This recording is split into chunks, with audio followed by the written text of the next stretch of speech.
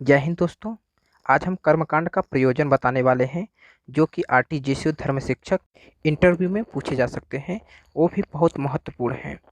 दोस्तों, जो हमारे मित्र नए हैं आरटीजीएस राघवन को जरूर सब्सक्राइब कर लें। चलिए चलते हैं वीडियो की तरफ। कर्मकांड का प्रयोजन भारतीय सनातन संस्कृति पुनर्जन्म एवं मरण पर आधारित है। इस लोक में सभी जगत सुख दुख हानि लाभ जीवन मरण दरिद्रता संपन्नता रूढ़ता स्वच्छता बुद्धिमता अबुद्धिमता दया क्रूरता और द्वेष अद्वेष आदि विभिन्न स्पष्ट रूप से दिखाई पड़ता है, पर यह विभिन्न दृष्ट कारणों से ही होना आवश्यक नहीं। कारण कि ऐसे बहुत सारे उदाहरण प्राप्त होते हैं कि एक ही माता पिता के एक ही साथ जन्मे युग्म बालकों की शिक्षा दीक्षा लालन पालन आदि समान होने पर भी व्यक्तिगत रूप से उनकी परिस्थितियां भिन्न भिन्न होती हैं। जैसे कोई सुखी कोई दुखी, कोई हान कोई लाभ, कोई दरिद्र कोई संपन्न, कोई रुग्ण कोई स्वस्थ, कोई बुद्धिमान कोई अबुद्धिमान, कोई दयावान कोई क्रूर, कोई देश कोई अवदेश, कोई अंगहीन तो कोई सर्वांग सुंदर इत्यादि। इन सभी बातों को यह स्पष्ट होता है कि जन्मांतरीय धर्माधर्म रूप अदृष्ट भी इन लोगों का कारण है। अतः मानव जन्म लेकर अपने कर्तव्य के पालन और स्वधर्माचरण के प्रति प्रत्येक व्यक्ति को अत्यधिक सावधान होना चाहिए। प्रत्येक मनुष्य के जीवन में कुछ क्षण ऐसे होते हैं जब उसकी बुद्धि निर्मित और सात्विक रहती है तथा उन क्षणों में किए हुए कार्य कलाप शुभ कामनाओं से समन्वित एवं पुण्यवर्धन करने वाले होते हैं, पर सामान्यतः काम क्रोध लोभ मोह मद मात्सर्य राग द्वेष आदि दुर्गुणों के वशीभूत मानव का अधिकतर समय पापाचरण में ही व्यतीत होता है, जिसे वह स्वयं भी नहीं समझ पाता। 24 घंटे का समय में यदि हमने 1 घंटे का समय भगवदा आराधना अथवा परोपकारादि शुभ कार्यों में निमित्त अर्पित किया तो शुभ कार्य का पुण्य हमें अवश्य प्राप्त होगा। पर साथ ही 23 घंटे का जो समय हमने अवैध अर्थात अशास्त्रीय भोग विलास में तथा उन भोग पदार्थों के साधन संचय में लगाया तो उसका पाप भी अवश्य भोगना पड़ेगा।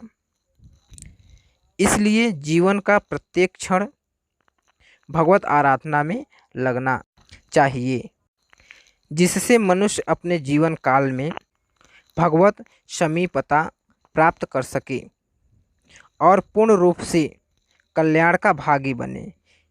इसीलिए वेद शास्त्रों में प्रातःकाल जागरण से लेकर रात्रि शयन तक तथा जन्म से लेकर मृत्यु पर्यंत का संपूर्ण क्रियाकलापों का विवेचन विधि निषेध के रूप में हुआ है, जो मनुष्य के कर्तव्य और धर्माधर्म का निर्णय करता है। वैदिक सनातन धर्मशास्त्र समस्त स्वधर्मानुष्ठान ही सर्वेश्वर सर्वशक्तिमान भगवान की पूजा ही आवश्यक है।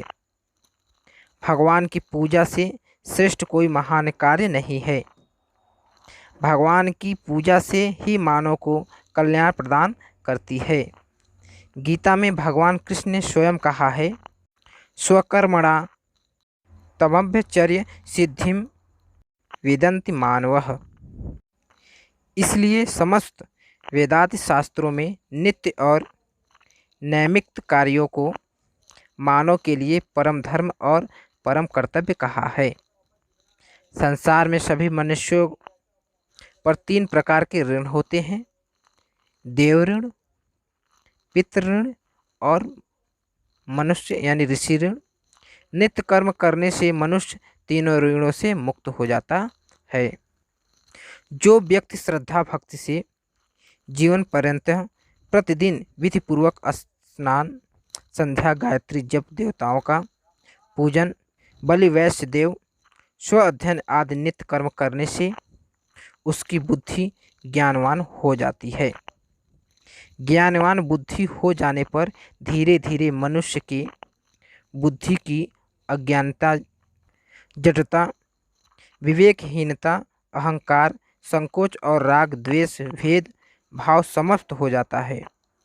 उसके बाद वह मनुष्य परमात्मा के चिंतन में निरंतर संकलन होकर निरंतर परब्रह्म परमेश्वर की प्राप्ति के लिए ही प्रयत्न करता रहता है। इसी के कारण उसे परमानंद की अनुभूति होने लगती है। परमानंद की अनुभूति होने के कारण मनुष्य धीरे धीरे दैविक गुणों से संपन्न होकर भगवान के समीप पहुंच जाता है। भगवान के समीप होने के कारण मनुष्य को वास्तविक तत्व का परिज्ञान होने लगता है और पुनः वह सर्वदा के लिए जीवन से मुक्त हो जाता है तथा सत्यम ज्ञानम अनंतम ब्रह्म में लीन होकर आत्मोद्धार कर लेता है। यही मानव जीवन का मुख्य कारण है। मानव जीवन को सफल बनाने के लिए मानव प्राणी को नियमित रूप से नित्य कर्म आदि करना चाहिए। यही शास्त्रों में नित्य कर्म का प्रयोजन बतलाया गया है। दोस्तों, आप लोगों को वीडियो अच्छी लगी हो लाइक करें, शेयर करें। RTJC और राघवेंद्र को जरूर सब्सक्राइब करें। बेल आइकन पर टच करके ऑल को सेलेक्ट कर लें ताकि आपको नोटिफिकेशन मिल सके। मिलते हैं अगले वीडियो में। जय हिंद, जय भारत।